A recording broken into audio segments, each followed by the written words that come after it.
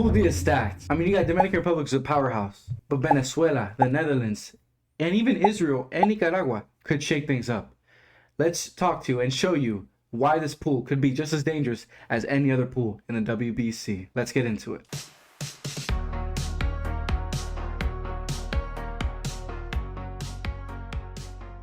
Welcome back, guys, to episode 6 of Ball Without Borders. We're glad to see you beautiful faces back here for episode 6. We're excited to have you. We're excited to be here, and thank you guys for the support. You know, this is really something that we put a lot of effort into, and we absolutely love doing and absolutely love seeing you guys, support us. So thank you. Yeah, for sure. I mean, it's been like every episode we're trying to improve our podcast in one aspect or the other, and I hope that you've seen that growth throughout. And if you're new listening to us, his name's Howie, my name's Diego. We're father and son duo, and we're just trying to build an international baseball community just so we can have a discussion and basically touch base on every single professional league that's out there, because baseball is beautiful in every country and in every form. So we're trying to put that to absolutely. And the World Baseball Classic has been the uniting force, across the globe over the last few years, and particularly the last few editions, 2017, 2023, and certainly the upcoming one, 2026, really have engaged us in a way that have made us excited, and that's why the genesis of this podcast. So we are here today to discuss Pool D. If you want to look at the previous episodes, we've discussed every other pool. This pool is very interesting. It's very interesting. One could call it the pool of death, but looking deeper into it, it's a little bit more top heavy than it had been. If it would have been 2023 or even 2017, this definitely would have been the pool of death. For sure. But it's Venezuela and Dominican Republic really have separated themselves. Netherlands is regressing, but we have a couple of teams that are on the upswing that could make and are gonna make things very interesting in this pool.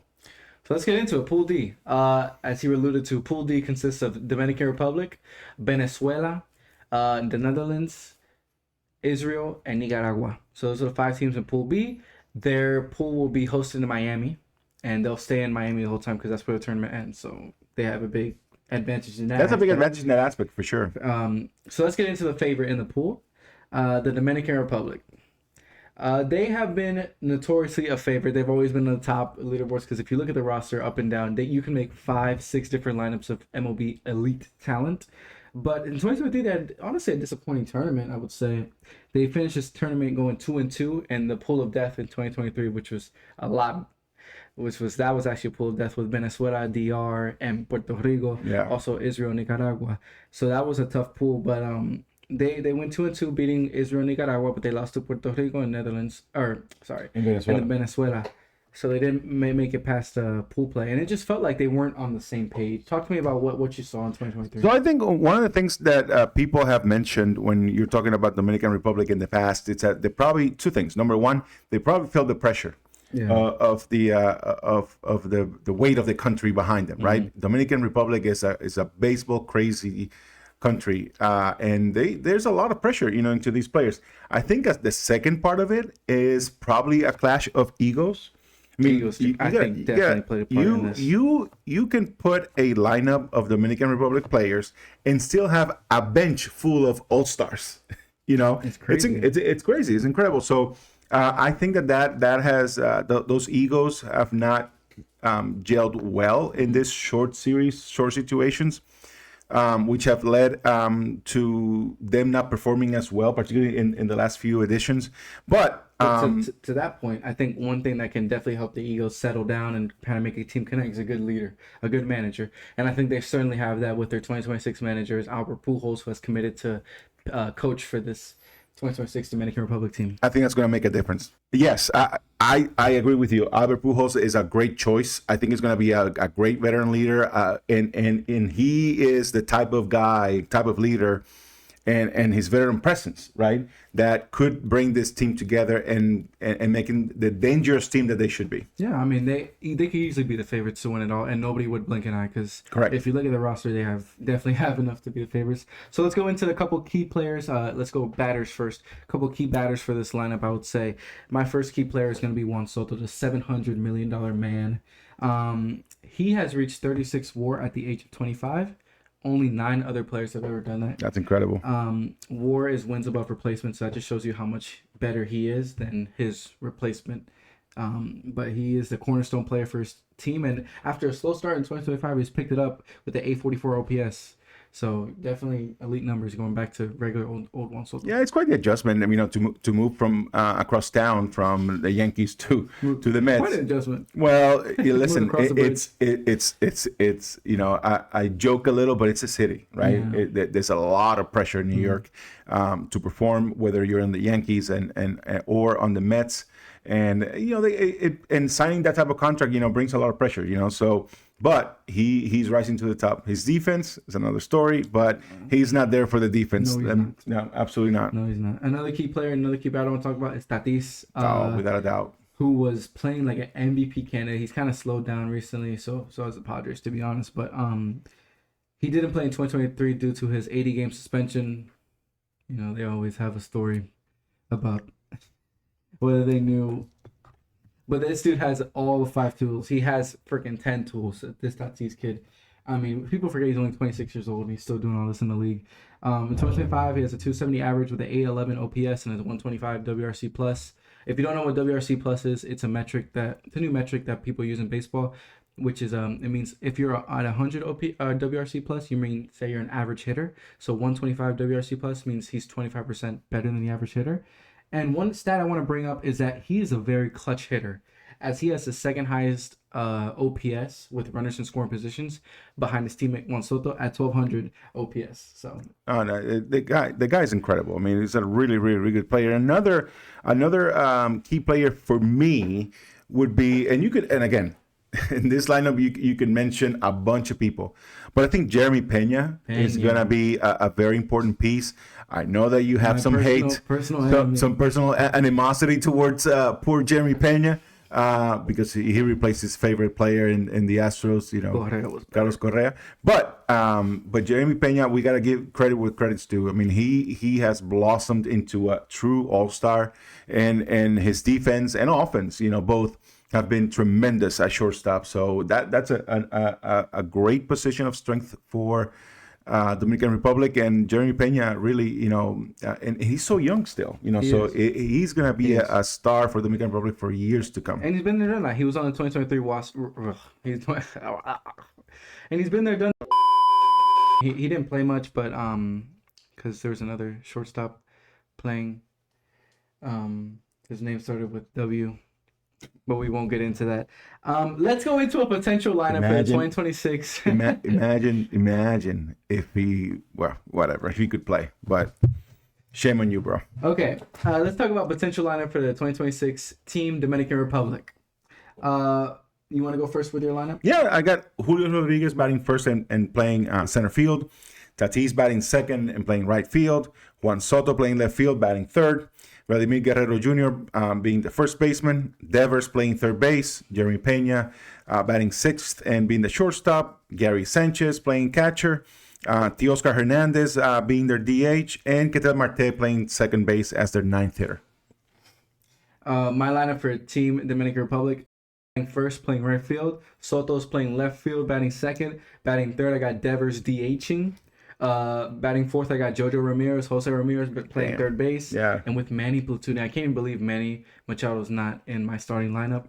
He's been the captain for so long, but I mean, he's definitely gonna be part of the team. But batting fifth, I got Ketel Marte, second baseman. Sneaky tournament MVP pick for me. I could see Ketel Marte having a hell of a tournament. That's a good pick. He's been playing great recently. And I got Vladdy batting seventh, playing first. Jeremy Pena batting seventh, playing shortstop. Yainer Diaz catching for the Houston Astros, batting eighth, and batting ninth, J-Rod center field, who is kind of taking a step back, to be honest, about, you know, his normal standards. But that's my 1 through 9 lineup. The only thing I would say about your lineup is J-Rod's a little too high for me. I think in 2023 I would agree with it, but he has not shown that MVP level talent as it used to. I mean, and we can nitpick this lineups, front and backwards and whatever. And I still think that you can just, pick 9, throw and splash them, and they still would be the prohibitive favorites in this group if they gel and they play to the expectations. For sure. I mean, let's talk about their ace, their pitching staff. I think their ace for me is going to be Freddy Peralta. He's underrated, pitches in Milwaukee, so not the biggest market. In 2025, he has a 2.72 ERA and an ERA plus of 144. So he's 44% better than the average pitcher in the MLB. That's my ace for their Dominican Republic. I think Christian Javier for me would be their ace. Having said that, a close second would be Framber Valdez. I would take Framber over. Framber is a guy. Well, Christian Javier is a guy that can strike out a lot of people, right? But Framber can eat innings, right? And that's the difference, right? And that could be a difference, and again, in short series like these, and with the pitching limitations that these guys are going to have during that tournament. So, but to me, Christian Javier is the most dynamic of the two. But Framber Valdez could be the MVP of the rotation because of his, ability to just eat up innings. He's that type of pitcher for them. One thing I want to bring up is that their starting pitching is getting a little top heavy, as it was very deep in 2023. And their depth's kind of going away. I mean, Sandy Alcantara is playing terrible. Yeah, I don't know what's happened to him. Alcantara has regressed tremendously. I don't know. He's having a terrible season. I really don't know what it is. But otra más que está jugando con Oakland, or what is it, Vegas now. Struggling with a 4.72 ERA. But I mean, the A's are in a tough stretch anyways. But it's like their pitching depth is not like. I mean, I'm not going to call it a weakness because they still have Freddy Peralta, Christian Javier, Framber, Valdez, Valdez. They have a ton of pitchers, but like their depth is slowly starting it's thinned out a little, but still, it's still we're nitpicking here. When it comes to the closer, who do you have as a closer for them? Let me tell you, their bullpen might be the best bullpen in the WBC. I mean, they have relievers on relievers on relievers. Open relievers, yeah. We got Felix Bautista, Brian Abreu, Camilo Duval, who's nice. He's getting back to his old form, Duval, and with the Giants, and it's nice to see him pitching well again. But my closer is Clase. But honestly, you pick a day, you could have picked any of those 4 relievers to be your closer. He's been struggling, but he still has 16 saves in mid-June, so I'm still going to rock with Clase. I have the Wild because, I mean, he's back, like you said, he's back to form. He's doing well for the Giants. But, again... His entrance is so... I love his closing entrance. Yeah, no, it's awesome. So, yeah, that's our team outlook for Team Dominican Republic. Let's go into Team Venezuela. My one-liner is that they are no longer an underdog. That's for sure. Going into the 2023 WBC, Venezuela had a combined record of 1-7 against Puerto Rico and Dominican Republic. So they're kind of seen as a little brother in the Caribbean or in the, whatever, South America. But in 2023, this all changed. I mean, you had a great mesh of old veterans coming together with some new talent in Acuña, Araya, Santander, who got them to beat both Dominican Republic and Puerto Rico, leading them to a 4-0 record in pool play, moving them on to face USA in the quarterfinal, and they lost against USA. But it was a turning of the ages where like Venezuela's not a little brother anymore. Oh no, and their lineup is gonna be stacked, from 1 through 9. Honestly, I mean it's truly they are turning, because what's happening with them is that the amount they've always produced good players, but over the last few years they've developed a bunch of players that have come into the MLB and are now all of them being, stars, in their own right. For sure. So it's a dangerous team, very deep as well. Very excited to see what's gonna happen. That game between Venezuela and Dominican Republic is gonna be electric. That's gonna be awesome. I can wait. I can wait. But they have announced their captains in Jose Altuve and Salvi Perez. I don't think anybody's debating that shouldn't be their captains. So a couple of batters I want to talk to you about is Jose Altuve for the Houston Astros, having a really down year with a 748 OPS and just a 109 WRC plus. It's not showing Jose Altuve numbers, and he has a negative WAR, but that also can contribute to him switching positions this year. He went from a second baseman to a corner outfielder, which hasn't gone according to plan, well. That's for sure. But we'll see. I mean, Altuve is one of the best batters of all time. I think he'll definitely figure it out towards the end of the year. But he's getting older. So. I think DH is going to be the position for him in the future for Altuve. And actually, as we look into this lineup, but that's how I have him, for them, being at DH. But I think that's going to be Altuve. It's certainly, still the veteran presence and what he brings. You cannot deny it. So that's very important. Let me ask you this. I know he's their captain, but is he, when you're looking at up their lineup, are you most scared of Altuve? In what sense? Like, if you're looking at your lineup as an opposing team, what is the name that you're circling in this lineup? Oh, Acuna. Yeah. Okay. Acuna. Let's get into the next batter I want to talk to you about. Ronald Acuna Jr. This guy is out of this world. It's incredible. He's only played 25 games, already garnered almost a 2 WAR, batting .384 with an 1100 OPS and a 225 WRC plus. First pitch he sees coming off of injury. Oh, play that clip. I mean, beautiful home run. That gave me chills with the grenade celly. And the thing he can do it, but John Moran can't do it. And it was so awesome. It was so awesome because like the stadium was silent, right? And the Braves been having a tough year. Like, they've been not playing well, and just seeing that kind of, it rejuvenated them, and they're honestly on the way back to playing better. But Acuna is just Acuna's phenomenal. He has a cannon of an arm. I mean, if you look at all his metrics, they all love Acuna. He ticks off all the boxes. The only thing I will say is that his speed might have taken a dip because he has had so many knee surgeries, bendito. But that's the only thing. But my third player I want to talk to you about, another sleeper for me, Eugenio Suarez. Oh yeah. I call him El Poder de Venezuela. He has 25 home runs in mid-June and 877 OPS. He's just a great player. And in 2023 for Venezuela, he went 7 for 14, a 500 average with a 1200 OPS. So he played great. He played well for them in the big stages of the BBC. And he's going to bring veteranship and consistency to the hot corner, position that you really want to have some experience. No, that's gonna be good. Tell me, tell me about your lineup. Who do you have him? What will be your lineup for Venezuela? My potential lineup is going to be Acuna batting first, playing right field. Jackson Churrio playing center field for the young cat out of Milwaukee. I got batting third, Altuve playing second base, not put him in the outfield. Batting fourth, Eugenio Suarez playing third base. Fifth, I got Salvi DHing. Sixth, I got William Contreras, the younger brother of the Contreras brothers. He's playing really well for Milwaukee and being a great catcher over there. Batting seventh, another one that I don't think you have in your lineup, Gleyber Torres has to be in this lineup. He's playing at an all-star caliber rate, and really coming back. A piece for that Tigers team. I mean, that middle infield of Gleyber Torres and Javi Baez, they're having both hell of a seasons. Resurrection. Yeah, I mean, Gleyber's always been a solid player, but he's really turning on this year. And then eighth, I got the older brother Wilson Contreras playing first base. He's not really catching anymore, which is kind of sad. I missed him catching, but batting ninth, I got the young cat Luis Angel Acuna, the younger brother Acuna brothers, playing left field. He's a speedster, contact back, great ninth batter. Yeah, that's a good lineup. I mean, I have Acuna Jr., Ronald Acuna Jr. batting first, playing right field. Luis Arraez playing second base and batting second. Altuve being their third batter and DHing. The fourth batter, Eugenio Suarez, and playing third base. Anthony Santander playing left field and batting fifth. Batting sixth, Salvi Perez still and being the catcher. Listen, he's the captain. This will be his last hurrah, and I understand William Contreras having a tremendous season, but I don't see Salvi Perez giving up his catching, for one last hurrah.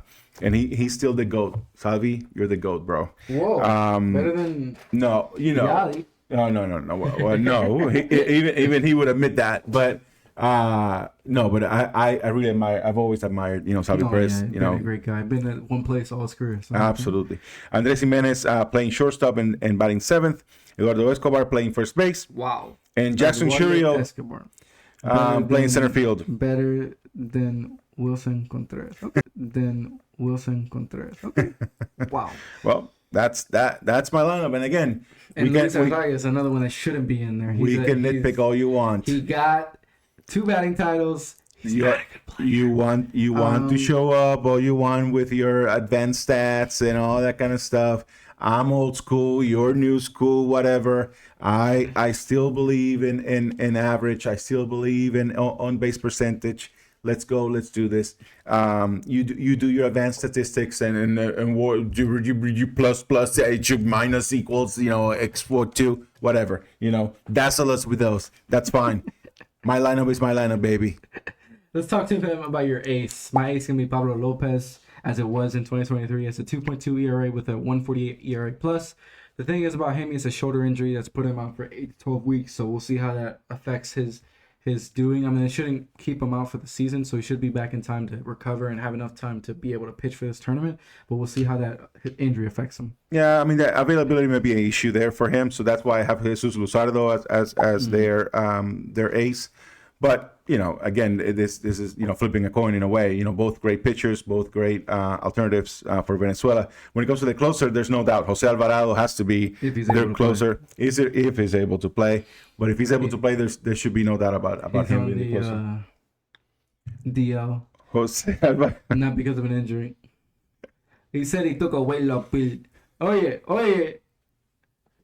estoy gordo, pido. Bro, I mean, Pásame another one that gets caught. Oh my god! They come with a new pill. They come up with a new pill that I don't even know. Every time it's a new pill. Yeah. Something I do want to bring up is that Jesus Luzardo, who's a great arm for them and a great pitcher. He's been kind of struggling recently. He started off hot. Yeah. I mean, he just got traded out of Miami, which was a tough position to be in, to the Philadelphia Phillies, to a contender. And he was doing great the first couple of months, but his last 2 starts, he has an ERA of 13. His ERA is platooned to the 4 mids, and I mean, I hope this is not a trend because I've always loved Jesus Luzardo, but he's been in a tough position in Miami. But let's see if he can bring it back. But just something to bring up. Yeah, no, I do hope he comes back. But they still have depth at that position. So if it's not one of them, yeah. But They have a lot of pitchers injured. They have Lopez, we just talked about his shoulder injury. Alvarado, who's Bruce Delgado, who's another shoulder injury. And like you got their veteran pitchers like Herman Marquez might be the worst pitcher in the league. He has a 6.11 ERA and a negative WAR. I mean, he's been a terrible pitcher this year. So it's like pitching could be an issue for them, but I think they do have the bats to surpass this. But we'll see. I mean, it could. Dominican Republic has bats too, so they have to bring a pitcher that can slow them down. But we'll see. We'll see how that happens. That's when you compare apples to apples when it comes to Dominican Republic versus Venezuela. That's where Dominican Republic has the advantage, because even if their starters are thin, they can throw the bullpen at you and really run away with it. So let's see what happens. So let's move on to the Kingdom of the Netherlands. Team Netherlands, can they return to their 2017 form? Let's be real. It's not Netherlands. No. It's Curacao. Curacao, yeah. That's Curacao. In 2023, they kind of disappointed, and when they got blessed in their pool, if you look at their pool last time in 2023, this was the pool that they finished all 2-2, and it came down to run differential. That pool was pretty lackluster. They should have easily made it past. And they ended up with a 2-2 record, beating Cuba and Panama, but they lost to Italy and Chinese Taipei. I mean, just not really good tournament, and they were really seen as a favorite to move on. So. But they had the uniform, bro. That hat was fire, bro. That hat is fire. We're gonna do a review when they come out with the 2026 hats. We're gonna do a review, possibly get them on. See how they fit on our domes. But that's in the future. But this year in 2026, they have announced that Andrew Jones is gonna be their manager. So I think it's a positive for them. Yeah, certainly. I mean, a positive, a guy with World Series experience, a guy that with leadership, he's been there, done that. And again, he's another one of those. Probably. He had one year. One year he became okay. Well, let's not go there. But Andrew Jones, still, tremendous leader for them. But this is a team in general. Here's the thing with Netherlands. And in reality, Curacao. Curacao is a country that's produced the most MLB players per capita. Because they're so tiny. They only have 150,000. That's it. 150,000 people Wow. in Curacao, and about 10 or 11 MLBers they've had over the years. I mean, that's a lot of MLBers, for a country so tiny. But what's happened with them is that they've all, a lot of them came out at the same time, and now they're getting old, and they're declining. Many of them, their better days have been in the rearview mirror for a long time. One of those players that are getting affected of that is their MVP in the past for 2017 and 2023, Xander Bogaerts, really struggling this year, having a 247 average and a 600 OPS. That's not going to do it. They're all career lows.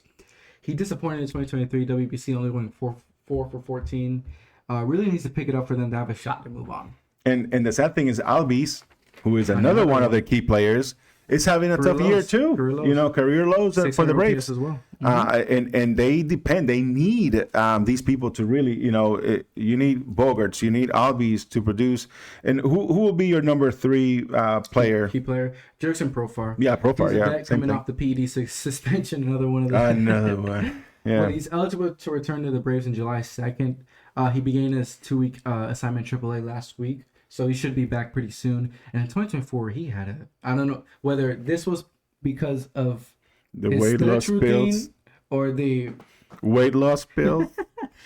He had a hell of a year. In 2024, he batted 280 with a 380 OBP, a 459 slugging with an 839 OPS.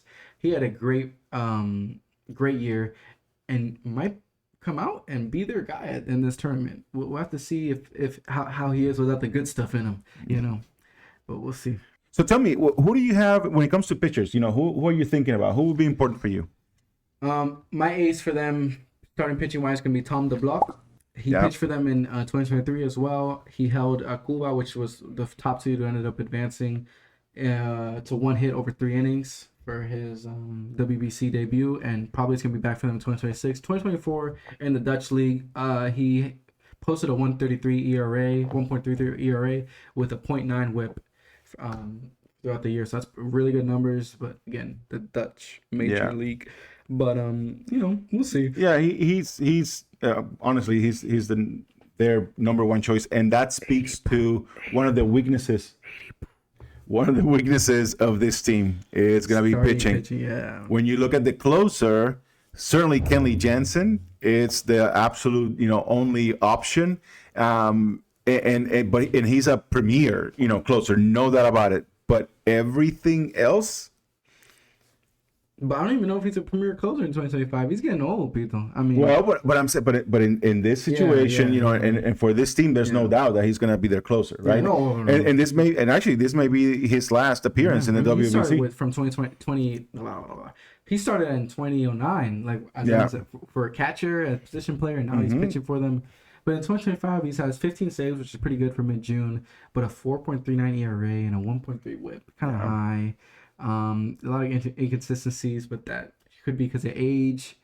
But if you're doubting a player in Team Netherlands and that's scared of a big moment, you do not have to worry about Kenley Jansen. No. He's been there, done that. Nah, for he's sure. Won a World Series. He knows how to play in those big moments, and he's the type of player you want. Yeah. He's the type of player you want in a team like this. And again, we have to remind ourselves. Yes, you want to look at their current stats. You want to look at what they're doing. But that doesn't tell the whole story. Oh, for sure. Particularly in situations like these, where you're representing your country, when you're representing against teams that are not necessarily all MLB level, and what you need really is to win. Because number one is to not be relegated. Number 2 is make it out of the pool. Number 3 is let's win the pool. Yeah. Right? A team like Netherlands is in that dangerous stage where being relegated was always out of the issue, out of discussion, and now it's a discussion. It's a discussion, and it's gonna be tough, particularly if the next thing that we're gonna discuss, Israel, gets all the players that they can. Right? We'll see. Israel, it's our next team that we're gonna discuss. But before that, let's talk about our sponsor and let us know who they are. So today the sponsor is FB Athletics for today's episode. Their slogan is "Personalize the game, make it yours." It's your go-to shop for personalized sports gear for athletes, teams, and families. With over 16 years of crafting experience in an Etsy store ranked in the top 9%, 6% now actually. FD Athletics specializes in high-quality personalized items. Check them out on their website, www.fdathletics.com, and use promo code BWB for a special discount just for our listeners. Link to the store in the show notes. Team Israel. I think this is good. This is one of those truly the wild card team of this group. Because like I mentioned before, if they're able to secure all the players that they could secure for this team, watch out. You know, the bottom of this group, Netherlands, Israel, and even Nicaragua, they could scrap with each other. And not only, you know, make it a nightmare for each other, but also maybe even give scares to the top teams. You know, particularly if they have one of those bad nights. Oh yeah, for sure. I mean, in 2020 they had a terrible tournament, but they're also part of that pool of death. They stayed at relegation by beating Nicaragua, but they got mercy twice, so not a good showing for them. And also we have to talk about it with what's going on right now in the world. It's gonna be I think it's gonna play a factor of who plays and who doesn't, and it could hinder their team, I think, a little bit. Yeah, but at the same time, I will tell you. I mean, for instance, Harrison Bader already committed. You know, Ian Kinsler is back. You know, as the manager. So I do believe that they're gonna have a good, you know, amount of people actually committing early, you know, for the team. This is gonna be played in Miami, a place where it's gonna be secure. It's gonna be, you know, they're gonna be well supported. Mm-hmm. We witnessed that, you know, during when we were there for the games in 2023, sure. And I think there's gonna be a lot of pride, you know, involved, and I think a lot of their players are gonna answer the call. And this team can really turn into a very dangerous team. For sure. I mean, if you already talked about it, Harrison Bader already committed. Yeah. He's a defensive wizard with a vet bat. In 2025 for the Twins, he has a 760 OPS, 253 average, and a 111 WRC plus, so 11% better than the average. And also has a 5 out above average in the outfield with a 95th percentile sprint speed. So great metrics across the board and a great vet for them to have on this team that Harrison Bader has not been a part of. So it's a good addition for them because they had 350-pound Jock Peterson out there in center field. And you can listen, but still, that's my second player to talk about. Yeah. Jock Peterson, regardless of where he is today, regardless of you know, the downside of his career, Jock Peterson is still an important player for them and will be. You know, his veteran presence. He's been committed to Team Israel, you know, the whole time. So he is going to bring that pride, you know, to that team, and he's been the gel, you know, a very important piece. For sure. I mean, like the manager on the field, you know, for that team. So that's going to be important. That you cannot discount it. Yeah, I mean, currently he's on a 10-day IL, and I think his stats kind of reflected that he was off to a terrible start with the new team. But in 2024, I mean, he had a great year. He had a 908 OPS and 151 WRC plus.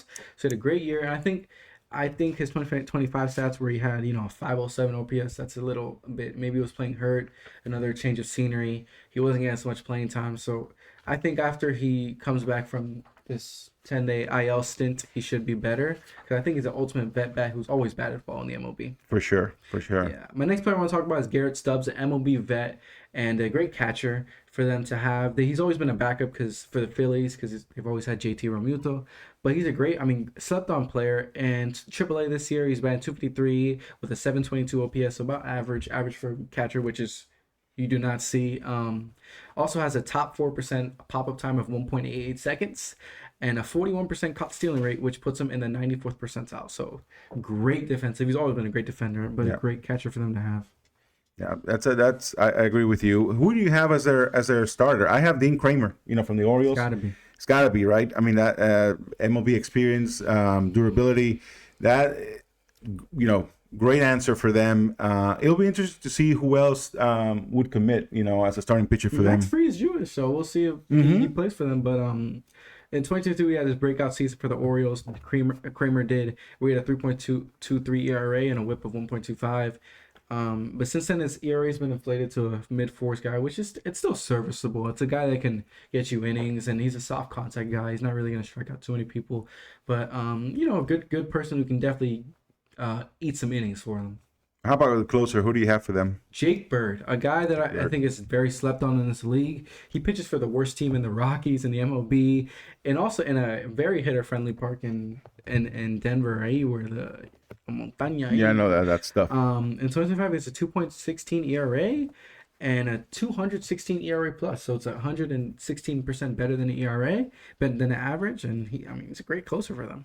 Yeah, I think, overall, I think this team, the strength is going to be a tough defense. They're going to have a good defense, on the infield and outfield. And if they can put some hitting and offense together, that may cover up for their weakness in their pitching staff overall. But again, I think it's another country that's starting really to, embrace the baseball and they're starting to put some money into the baseball program. But yeah, I think for the 2026, I think they're gonna make life miserable for several of these teams over here on this group for sure. Let's talk about the last team. I promise we'll be quick. Team Nicaragua, a young team with hopes and a lot of wishes. In 2023, they were part of the Pool of Death, Pool D in Miami, and This is Cenicienta, baby. This is Cenicienta. Cinderella en español. This is Cenicienta. Is this one doesn't even have glass slippers? These are plastic slippers. When you look into them, they have a little hope. I mean, they went 0-4 in 2023, but in 2025 qualifiers, they went 3-0, scoring 10 runs and only allowing 2 runs. So had a great showing over there. Some key batters, I'm gonna be hopeful for them. Because, need to be. Mark Vientos is going to sign up. No, I don't want to play for DR. No, I don't want to play for PR. I don't want to play for USA. I want to play for Nicaragua. Keep praying. So, breakout star in 2024, having a slump in 2025. But hey, if we come to Puerto Rico, brother, we don't give about the slump. We don't see nothing. Yeah.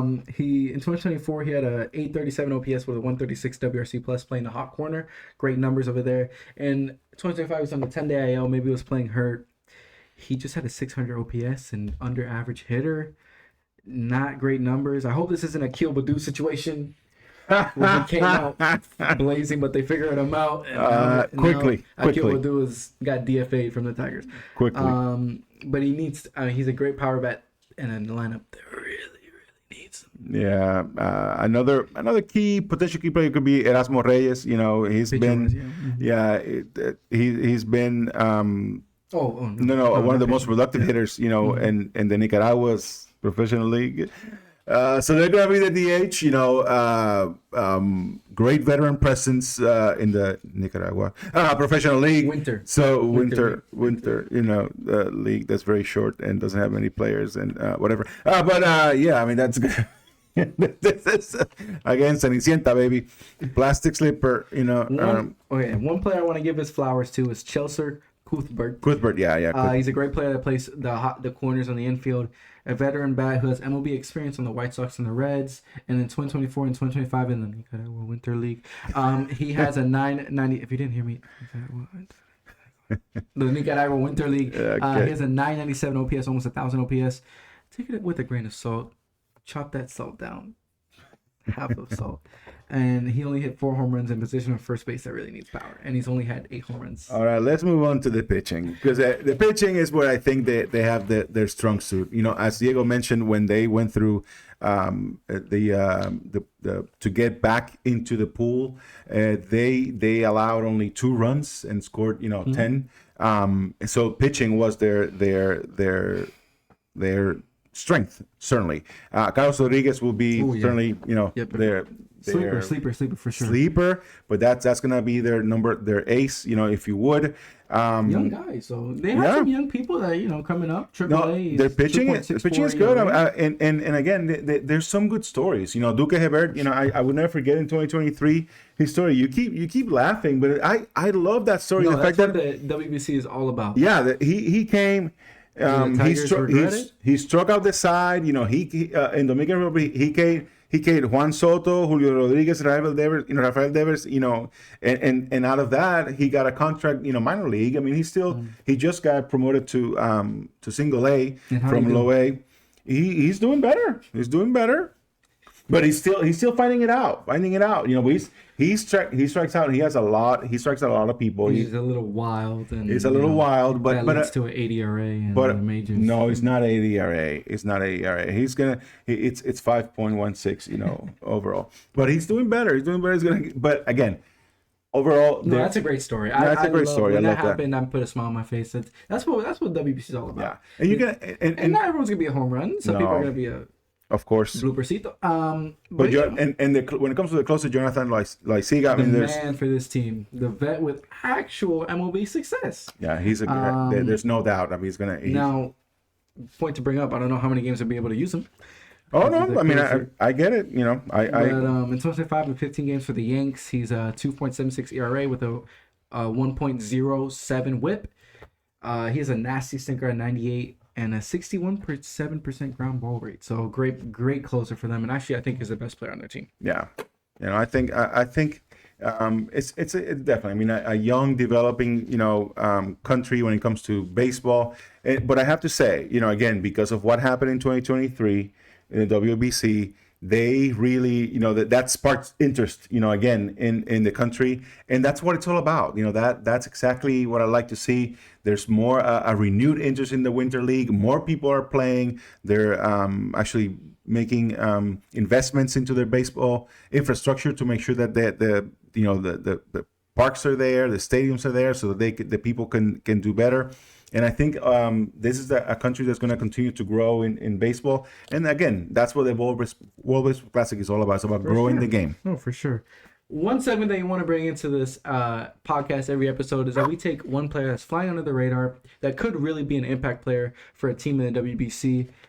The person I want to talk to you about today, I think we both have him on our list, Spencer Horwitz for Team Israel. Spencer Horwitz, yeah. Blue Jays guy. He's on the Pirates now. Pirates. Mm-hmm. But he's AAA. He's crushing AAA, doing so well. And whenever he's had opportunities in the majors, he's done really well as well. He's just that he's now for the Pirates, he's platooning. You know, it's kind of tough. But certainly, I mean, he's got a great bat. He could play first base or DH for them, and if that's the kind of guy that could very well be a rising star for Israel and really carry that team when it comes to the offense. In 2024, he had a great year. Oh, yeah. I mean, he ranked 11th in MLB in on-base percentage at 357, so he knows how to get on base, another contact guy. And he could be a real impact player and somebody who I think is definitely flying under the radar. That's crazy that we have the same player. But yeah, let's get into our Pool D rankings. We'll go from bottom to top. Who's getting relegated, Pito? If you know me by now, I love Cinderella stories. I love Cenicienta stories. Unfortunately, Cenicienta this time around, Nicaragua. I would love for you to win a game.